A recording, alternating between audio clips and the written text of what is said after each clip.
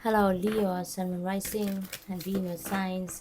Kamusta kayo? Sana po nasa mabuti kayong kalagayan. Welcome back po sa Star Tarot. At kung bago kayo rito, welcome din po kayo. Please subscribe, like, share my videos, and leave me a comment kung nakaresonate po kayo. Thank you. So, tignan natin kung ano mga messages po ninyo. And by the way, Happy New Year na po. Maligayang bagong taon sa inyo. May you have a bountiful, blessed, and with siksik liglig umaapaw na biyaya sa inyo for 2026. So first message po ninyo to the sea. Ayan. So ang iba sa inyo rito parang you are napakaganda kasi you are deciding to be in the flow with life. Parang dati kasi baka kontrolado ninyo yung mga alam mo yun, kinokontrol ninyo kung ano yung mga outcome na gusto ninyo makita sa inyong sitwasyon. Baka pinipilit ninyong yung mangyari ay yung gusto ninyo ang dapat mangyari, 'di ba? Pero siguro pansin din ninyo na parang teka lang, hindi naman umuubra yung gusto ninyo mangyari. Hindi umuubra kahit anong pilit ninyo. Kaya maaari na sa ngayon you will realize na I'd rather surrender, I'd rather give it up, sa Panginoon, yung ialay mo na lang sa Panginoon ang lahat, siya nang bahala, 'di ba? Kasi kung ikaw ang bahala, parang walang nangyayari, 'di ba? Siguro kung anong gusto mo lalong lumalayo, lalong lalong hindi nangyayari, lalong walang magandang resulta. Kaya maaari ngayon sa pagsisimula ng taon, mas gusto mo na, sige, magsisimula na din ako mag-surrender. Magsisimula na din akong sumunod na lang sa agos ng buhay, no? Good luck sa'yo. What else? We have a change in the wind. Ayan. So, mayroong pagbabagong magaganap. Dito, pwedeng pagbabago ito ng isip. Diba? Pwedeng ganun, no? Kasi magbabago ang isip mo nga dito. Diba? You're going to start to go with the flow with life. So isang magandang pagbabago ng isip din yan kasi for sure, mas magiging maganda ang resulta nito sa buhay ninyo. Pwede rin dito na magbabago kayo ng diskarte, 'di ba? Or physical movement, no? Paaring ganoon. Baka ang iba sa inyo dito is going to change careers, 'di ba? Baka maglilipat kayo ng trabaho, pwede rin na magre-relocate ang iba sa inyo, pwede rin na mag-change kayo ng employer, something like that, no? So there's a lot of movement ako napipick up dito for some of you. So we also have fork in the road at merong sitwasyon dito na hindi malinaw sa iyo, no? Hindi malinaw sa iyo, hindi mo mapagdesisyonan sa ngayon. Hindi ka pa makapag-isip ng maayos kasi nga you are in the fork in the road.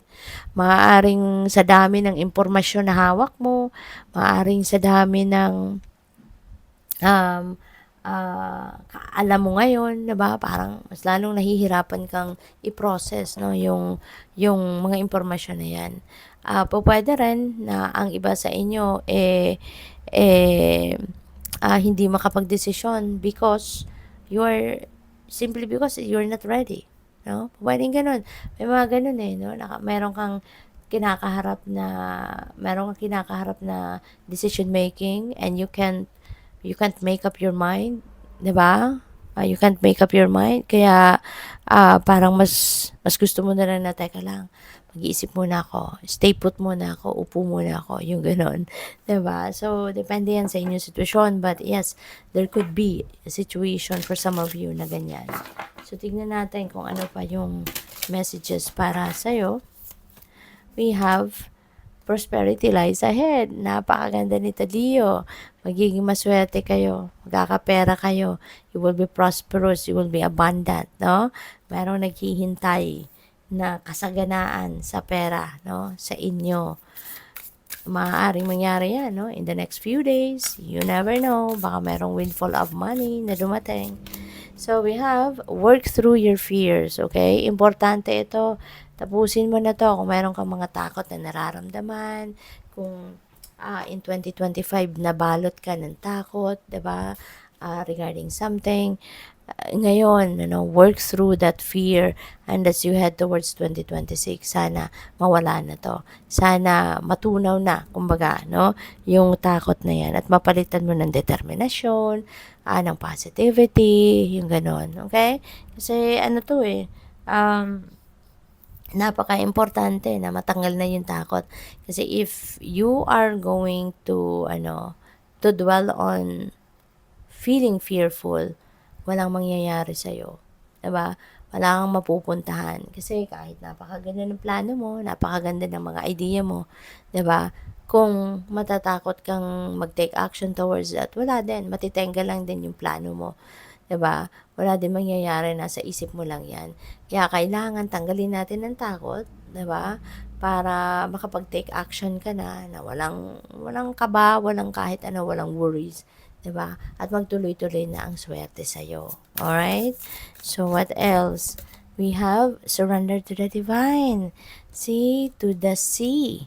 Surrender to the divine. Ito yung kailangan talaga ninyong gawin sa ngayon. So, parang kino-confirm niya lang, no? Yung to the sea energy na yes, indeed, no? Kailangan na mag-surrender ka na lang sa divine universe. Huwag mo nang pilitin, no? Huwag mo nang ipagsiksikan kung ano yung gusto mo. 'Di ba? It's about time na nahayaan mo na ang divine universe ang magdikta. Okay? Allow the destiny to unfold, no? Organically. Okay? So, napakagandang reminder ito para sa inyo. Kasi the more na kokontrolin mo ang outcome na gusto mong makita, most likely, mas lalo lang yan, mas lalo lang lalayo, mas lalong makakomplicate ang mga bagay-bagay. So, you'd rather surrender and ask the divine na siya nang bahala, then mapapansin mo, napakagaan ng journey mo, mapapansin mo, less stress ka or maaring magiging stress-free ka na, and then you will see, one day, one morning when you wake up, you will be in a situation, no, na doon ka magiging masaya. Doon ka magiging fulfilled. Doon ka magiging satisfied. No? So, surrender to the divine. Yun na lang ang gawin ninyo sa ngayon. Good luck sa'yo. Thank you for watching. Love and light. Namaste.